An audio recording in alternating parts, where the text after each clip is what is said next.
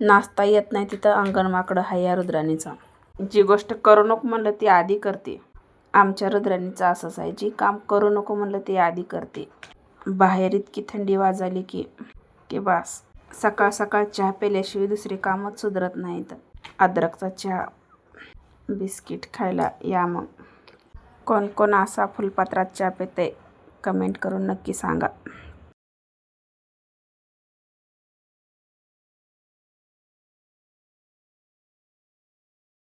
संध्याकाळ झाली की रोज भाजी काय करावं.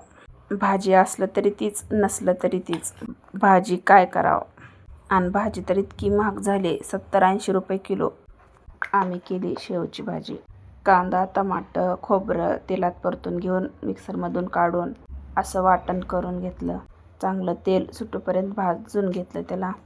चांगलं तेल सुटूपर्यंत भाजून घेऊन त्यात गरम पाणी टाकलं. परत शेव टाकून आमची भाजी अशी झाली. या मग जेवायला. इथं आले तर रुद्राचे पप्पा. व्हिडिओ आवडत असेल तर लाईक, सबस्क्राईब नक्की करा. आमच्या भाजीचा लूक असा आहे.